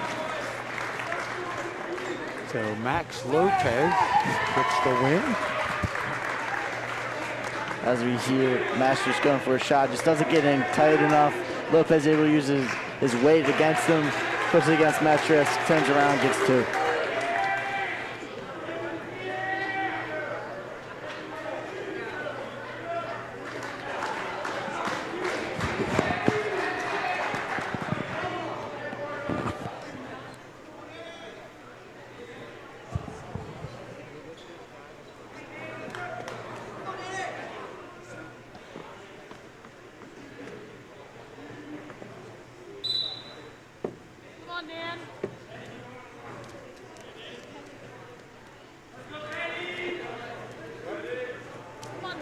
Danny Clark and Eddie Sears.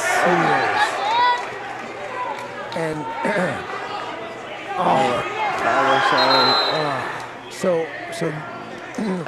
this is Dan Clark's first wrestling. You can tell he's jacked. Yeah.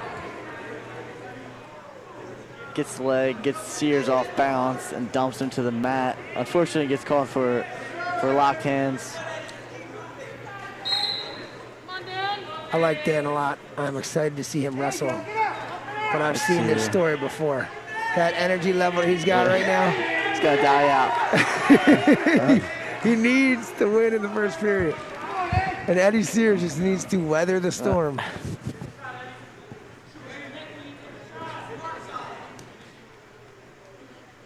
That's with a lot of wrestlers, too. If you get a guy that comes out quick, high intensity, I mean, unless they're state qualified, a lot of times if you just weather the storm a little bit, battle them back, in the second or third period, you'll find them getting tired. Mm-hmm.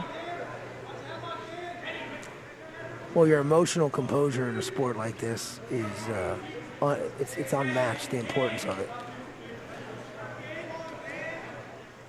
I can think of some moments back at West Deptford in the Nest, you know, we're wrestling Haddonfield for sectional championship, and I don't know how you run out of the tunnel and not just go into full-blown adrenaline dump before you even get on the mat, because you're just so amped up. I'm sure there's been guys who come out amped up, maybe even bigger and stronger, but if they're less experienced, they can easily get themselves caught up in a move from a more experienced guy. You know what, Kev, you can tell pretty early in a match what kind of wrestler you're going to get. You get some of these guys that are in great shape and run out there and you go, man, this guy's going to be unbelievable. And when he doesn't take a shot in the first minute and a half, you know right away, like, he doesn't have a whole lot on his feet. Yeah. So we need to take advantage of that. And Right. So interesting how you can learn so much in such a short amount of time about your opponent and their style. You get a guy that comes out and he shoots on you right off the whistle, it's a quality shot, you know you're in for a long day. Yeah. And even to what you're saying, you know, we've had some guys who are coming out who are inexperienced, and they've done well, only to go against a guy who's maybe not as strong, not as quick, but the lack of experience gets them caught up in a move, and before you know it, you know, they're in a match where they're ahead, and they get turned around and pinned. Yep. And being able to, a lot of wrestlers, for me, being able to start wrestling when I was the age of 4, you really get that mat time, and you get to get that sense of where you are on the mat, and you get that wrestling IQ up. And sometimes, a lot of times, you can beat your opponent with just that. And I guess after a while, you just get so much repetition. You're just not thinking. You're just reacting to different things. There's that half Nelson. Clark needs to sink back, as you say so many times tonight. Get that chest on chest. He's kind of getting too high. He's got to be careful with his hips here.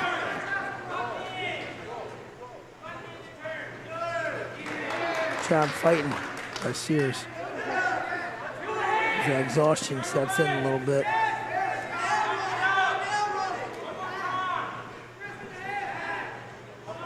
Yep, he needs that far. Would like to see Dan get that far wrist. Sears gets that. Back in the head. Still needs to get chest to chest. Yeah. His stomach is on top of Sears' chest. and you can't sink the half properly. And you see Clark doesn't even have the half in right now as he just presses his shoulder down and gets the pin.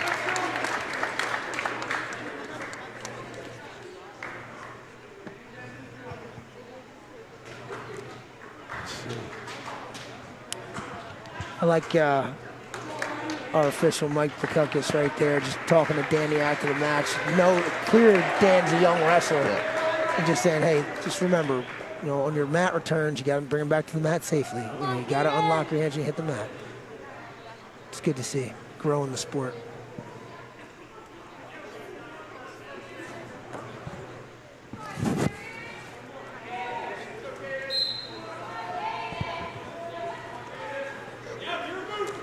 As for West Deptford, we have another Thurston coming out. This is The baby. This is the baby. This is the youngest. And Kenneth Stevens for Sterling. As Thurston's going for the Moochie throw right now as he gets out of it. Named after a set of twin brothers from the 08 class, 07 class, who get that over-under hook all the time when throw it from anywhere. There's another half Nelson. It's so interesting to see the two styles.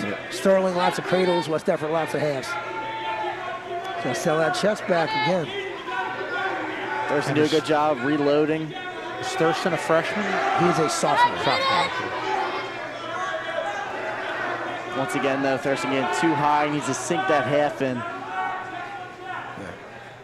So he reloads right here. I like it when you stick the bottom knee in the side and reload it across the knee. That's going to be 6.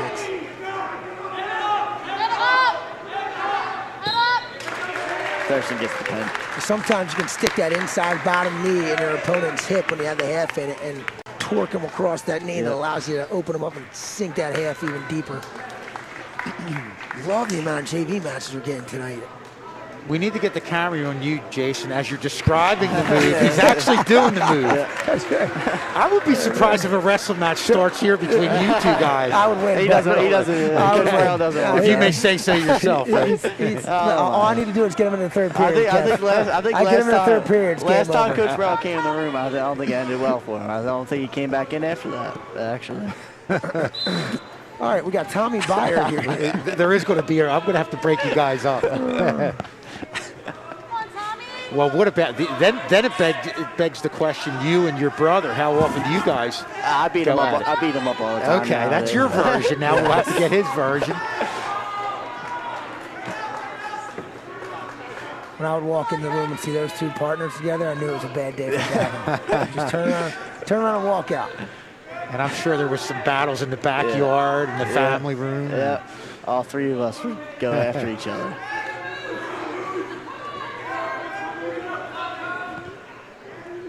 Nico Jellin for Sterling. I like Nico. Nico's getting after for West Deptford. Potentially dangerous call right there with the shoulder getting at a bad angle. Nico's got some game here. I like it. Byer coming in for his second match of the night. Always tough to do.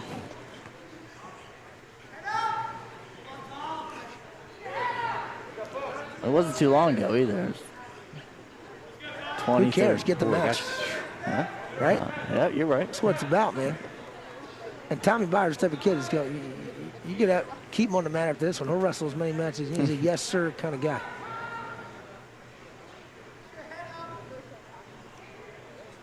Nico trying to go for that ball and chain tilt. Yeah, he's got all kinds of tools in the tool chest here. Nico does.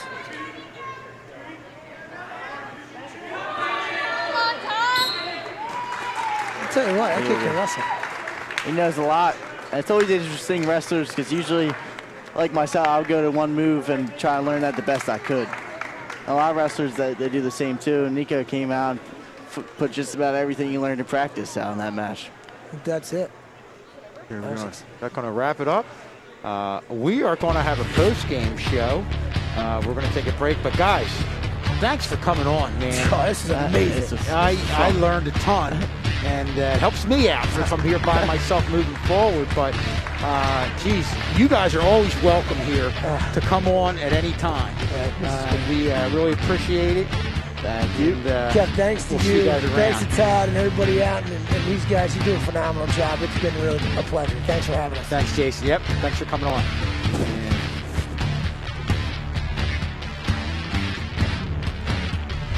Whether you are a young athlete or an active adult, Dr. Vincent Marchese of Beatty Harris Sports Medicine helps you to reach your physical goals. The team, with locations in Newtown Square, Cherry Hill, and South Philadelphia, treats everything from acute sprains and sports-related concussion to arthritis and chronic tendon pain. Through an evidence-based, patient-centered approach, Beatty Harris Sports Medicine delves deep to find the source of your pain and get you back to the activities you love.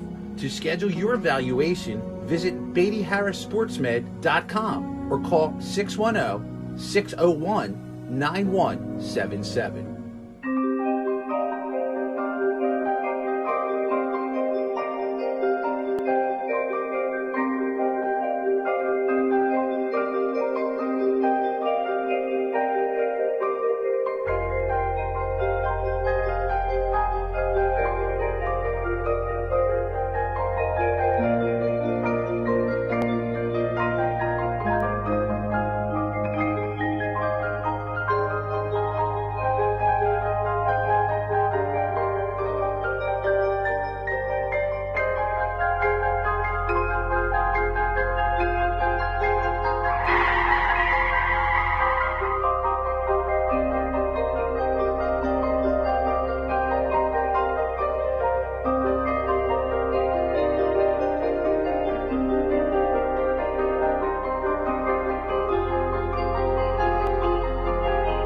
What's up? I'm DJ Wagner, and I play for Camden High.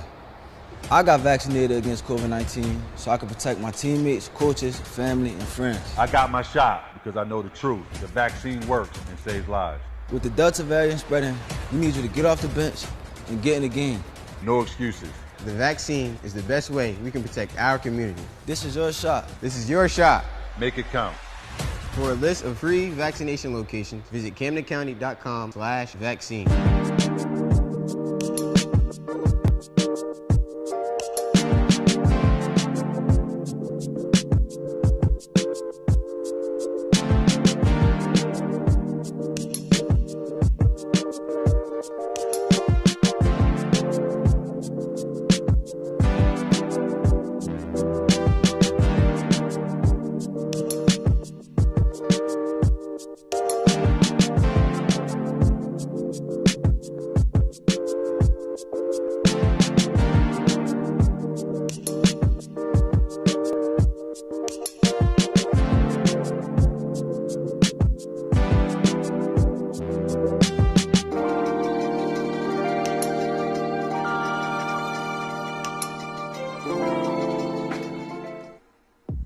Tank Maroney!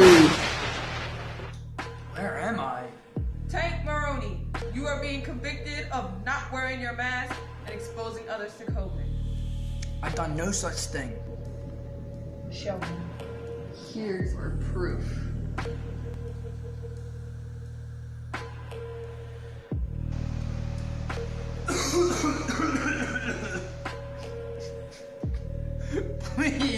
Please forgive me. Silence! For your recklessness to not abide by the rules, I sentence you to 10 months of short breath. Endless coffin. And endless pain. No! We in here for the same thing? Yeah. Sadly.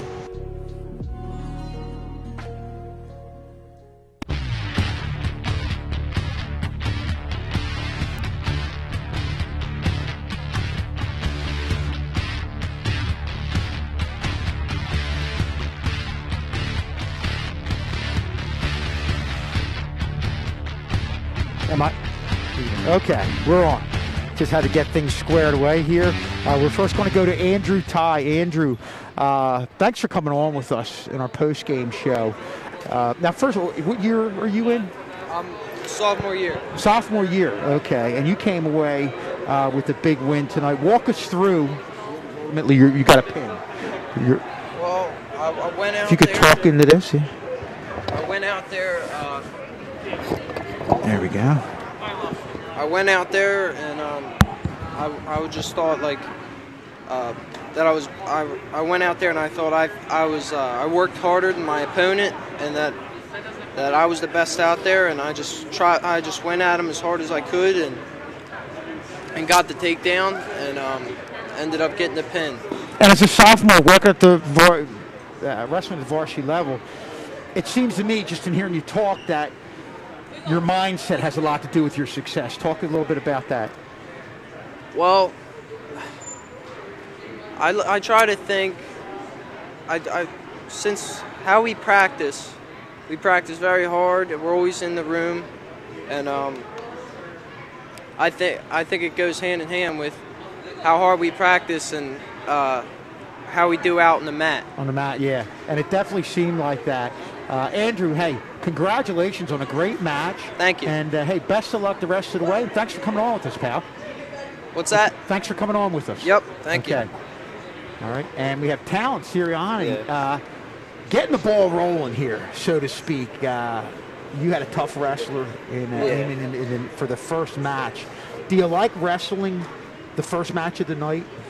I mean, it's not like my best thing that I want to do. I like to get a feel for the matches and then go, but I mean, I had to start it off strong with a win, so yeah.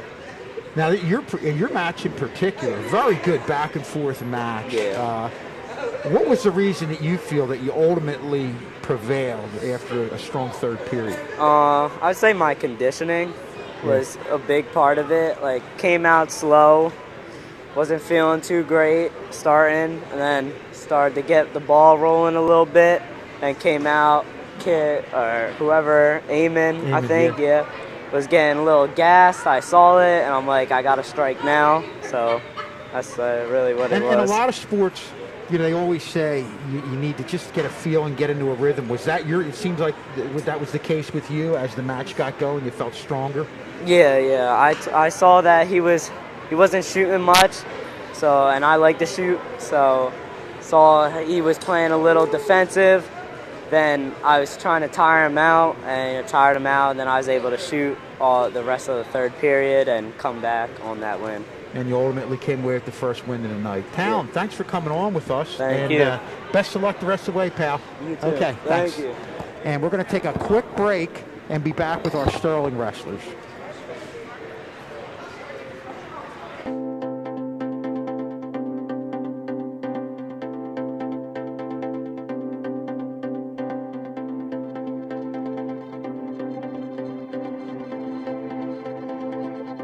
Then you should adjust your seat or mess with the radio before driving.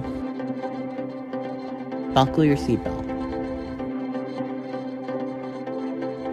Also, remember to turn your lights on to avoid hitting deer or ignorant pedestrians. Ignore the phone. It can wait.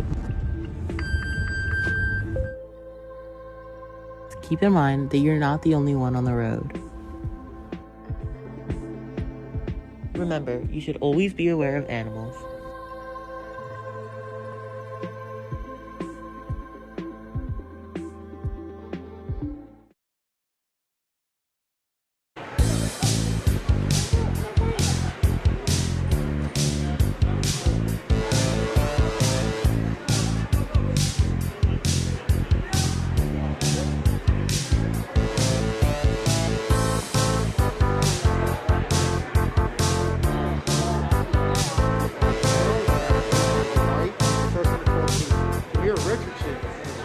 Congratulations on a big win. Thank you. In Newark, you said 9-1 right now. Yes, sir. Boy, and I talked to you earlier, and you said you obviously have the physicality, the quickness. Talk about what you're learning with each match.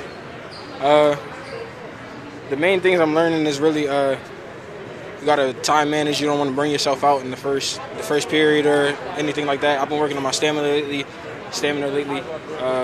Also been working on stuff on top mainly, because the easy part is getting them down, but stuff on top is the hardest part for me. And what really led to you ultimately getting a pin? Was it a specific move that you used to ultimately get yourself the pin tonight? I was really just working the bar arm. I've been working on that a lot in practice lately, and I was glad to bring it out today. It's got to feel good, at this point. Again, you're still learning, but practicing a move and then finally being able to execute it. Talk about the feeling of that happening. Like in practice, I've been working on a lot of moves, but sometimes I go blank-minded when it gets later on when I start getting tired.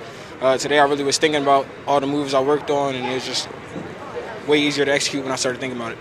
And we had Gavin Shields, a former wrestler and football player, and Coach Morrell, Jason Morrell, athletic director, football coach over at West Deptford. And I asked them, when you're out there, how much are you listening to the instruction that's coming towards you? And especially, I think you get different answers because they were veteran wrestlers.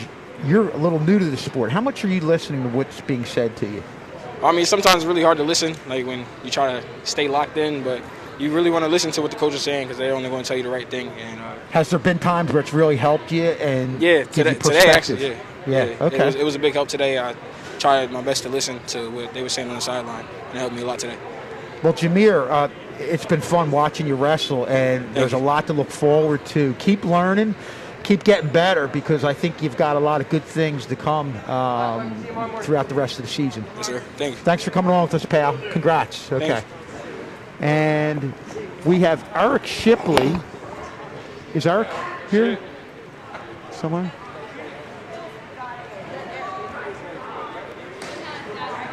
And tomorrow we will have boys basketball as we're waiting for Eric Shipley over there. He's coming over here in a second. We'll have boys basketball here at the Castle at 5:30. Sterling going against Paulsboro. A real exciting matchup that we're really looking forward to as we have Eric Shipley coming over here. Eric, congrats on the win. If you could just pull the microphone off there. Okay, we'll just pull this off here. And I know you're a 4-year wrestler? No, around 8 years. I started in 5th grade. Okay, you were with the midget pro, but a 4-year wrestler here at Sterling. You've wrestled all 4 years here at Sterling. Yes. Yeah, okay. And a senior. The thing that was impressive about your match, and I think you probably had to rely on a lot of your experience in that you were close to getting pinned. Yeah. Talk a little bit, walk us through that early on in the match. I can't remember what I did to get in that position, but I remember I was getting turned onto my back. So all I could really do was bridge until I found the way to get out. And then once I did, I wanted to do nothing but punish him for getting me on my back in the first place. So initially, your experience helped you out, knowing what to do. Was there certain things you saw? Did you kind of develop a game plan with how the match was going? Or did you just react? I just reacted. Once I was on top, I just kept on ripping at his waist. Then I saw his head down, and I went for the cradle. And the head down was what ultimately was able to get you the pin. Yes.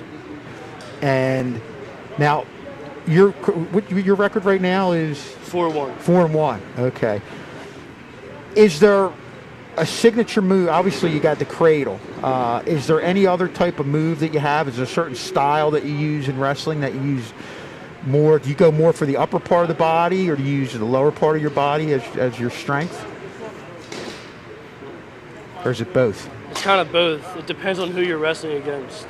Some things work differently in different matches. Okay. And you could see you're a pretty strong guy. Do you rely more on your strength, or is it your experience? I think it's a good mixture, because once you get both of them down, they're in sync, and then you're just a beast on the mat. Okay, and now a lot of times I know you have wrestling partners in practice. Who do you usually wrestle with in the wrestling room? Jeremiah Davis. Okay, Jeremiah. That's got to help you out. Yeah, it really does. Yeah, what are some things you've learned from him going against him? Keep my head up. I got to stay light on my feet, keep moving, hands move, feet move. And it's funny, you said, you got to keep your head up. Was that one of the things that tipped you off wrestling when you saw the other wrestler with his head down, that you could go for the cradle? Yeah. Something you've learned from being in the room with Jeremiah. Yeah, a lot. Yeah, well, that's good. Well, Eric, it's been great watching you, and obviously I said the same thing to Jameer. You guys have a lot left and a lot of good things to come for both of you guys as we move forward through the season. Eric, thanks for coming on with us, and hey, best of luck the rest of the way. Thank you. Okay, pal. All right. And that'll do it for the wrestling. Next, we will have boys basketball. Sterling going against Paulsboro tomorrow night at 5:30. Should really be an exciting game. Two outstanding teams when you're talking about Sterling and Paulsboro in basketball. And we always love to get our tech crew in here, coming on, getting tight here for a shot, because these guys do an outstanding job. Everybody involved. See guys jumping up and down here. These are our regulars, and Mr. K really relies on them. For everybody involved, Gavin Shields, Jason Morrell, can't thank those guys enough for coming on and providing our expert analysis. Mr. K, as always, doing a great job with the whole broadcast, with everything that you guys do in the truck. I'm Mr. Schultz. We'll see you next time tomorrow night. Sterling going against Paulsboro in boys basketball.